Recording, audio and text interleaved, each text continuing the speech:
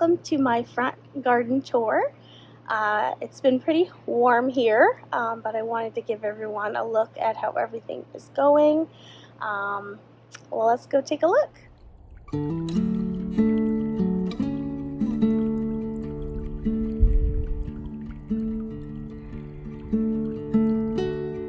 Starting off this garden tour is one of two pots that are identical that flank the garage door.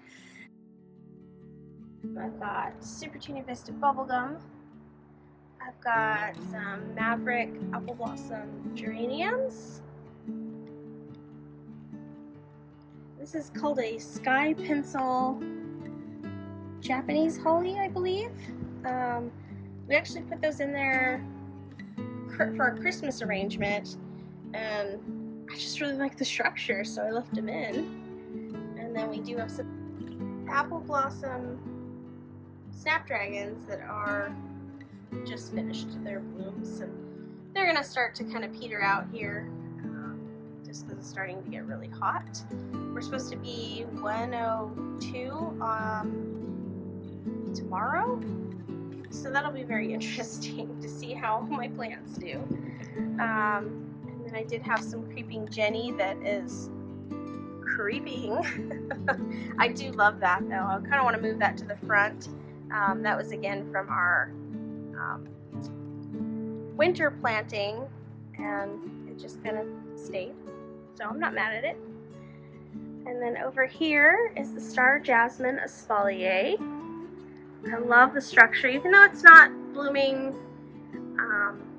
year-round. It is an evergreen here, and I think the structure itself is just beautiful, so I do love it.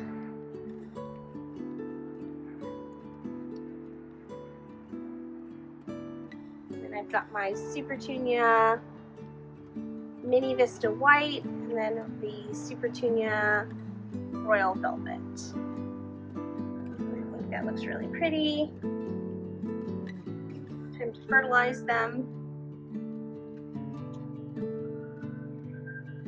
And then here is the front of the house. In this little garden bed here, we have these Japanese boxwoods, which we actually planted first or second year when we moved in. And I shore them up, like I'll trim them up and into like little balls, but really they have not gotten very big. I think this is as big as they get, which I'm okay with, but for right here I wouldn't want anything bigger. But just if you were ever looking at this Japanese boxwood and wanted a fast-growing shrub, this is not it. But I do have some sun patience planted in between. And then these pots, I've got more of that Supertunia Royal Velvet, and then some ever-blooming gardenias. Another garden friend. And this is the Amethyst Dreams recipe.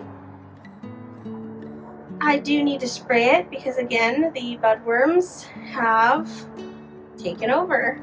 I do have a few, which is weird because I usually don't have any trouble with my Super Venus, but I don't know, this year they're pretty bad. And then repeated here.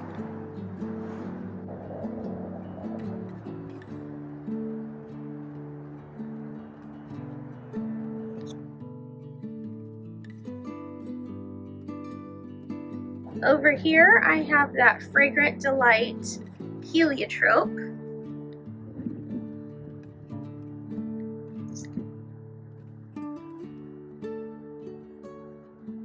Is doing so well here.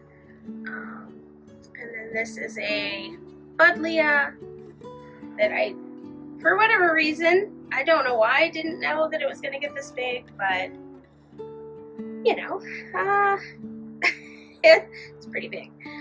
But we do have our Queen of Sweden rose, which I think I'm going to move maybe closer to more this area, because I want it to be a little more, when we first planted her, this was kind of the front of the garden bed, so she was front row and center, but now that we've extended it quite a lot, I don't want her so close to the back.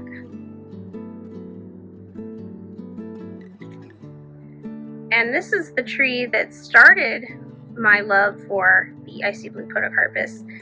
This was actually a clearance tree from Lowe's. We got it.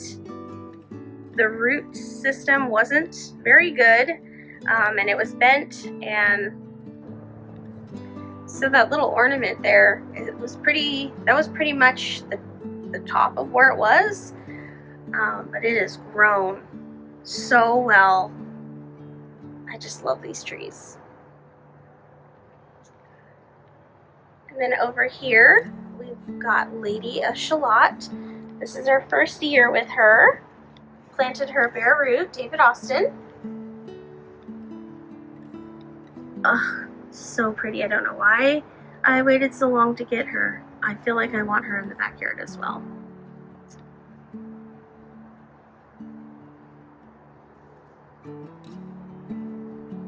And then this is the Neptune rose. I actually used to have it in a pot, but it got way too big, so I needed a little more space. So I moved it into the front yard. And then we have the Rockin' Fuchsia Salvia, which clearly the bees like.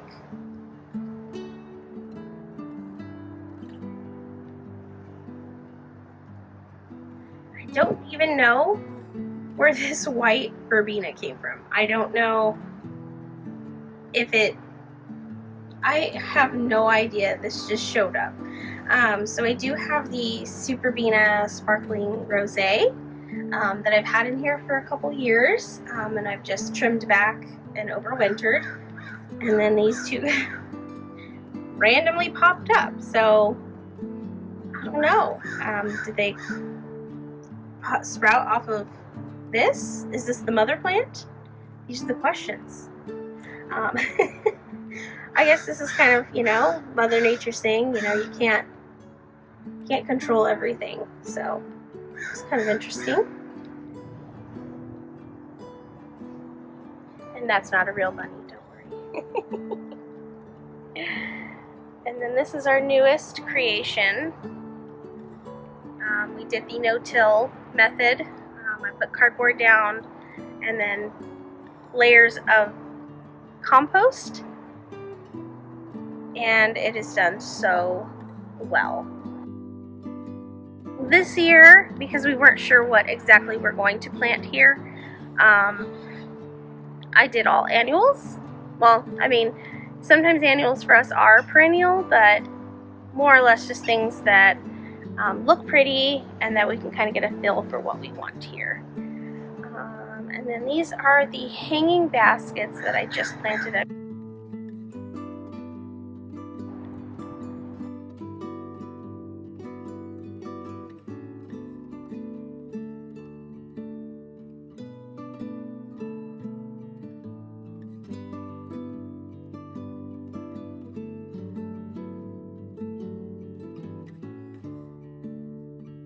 I did just take a packet of zinnias and just sprinkle it everywhere. So I'm gonna have little zinnias coming up everywhere.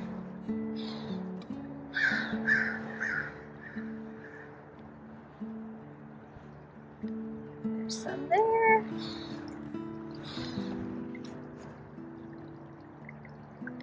And then I did have some Dichondra Silver Falls that I just divided, and we'll see if it takes.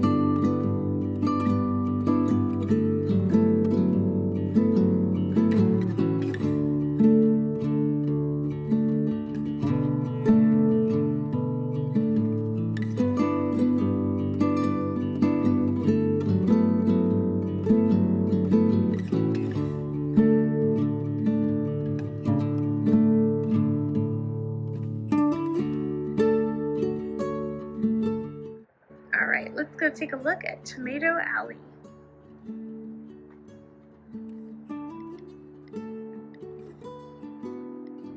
So I do have, I believe this is a Eustacia Vi rose, getting ready to bloom.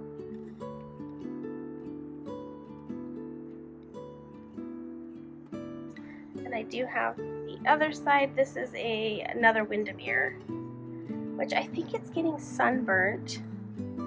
So I think I might have to move this one.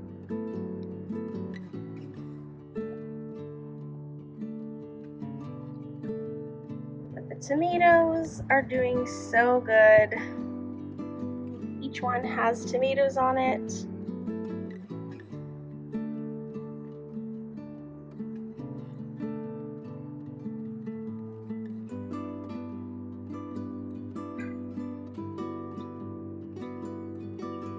We've been eating off these sungolds. They're just, oh, my favorite.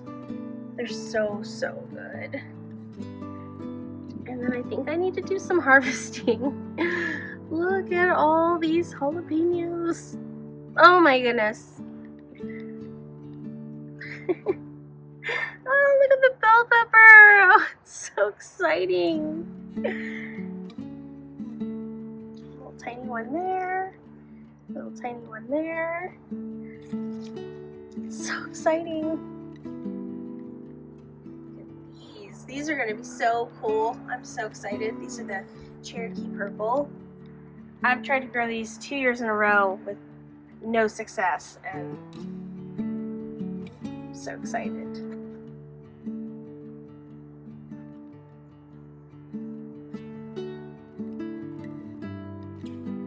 And then I do need to harvest my garlic. It's overdue to be harvested, so we'll be probably tackling that later today. Thank you all for joining me for my June front garden tour. I hope you all enjoyed, and thank you for letting me share a little piece of my garden. Have a great day. Bye!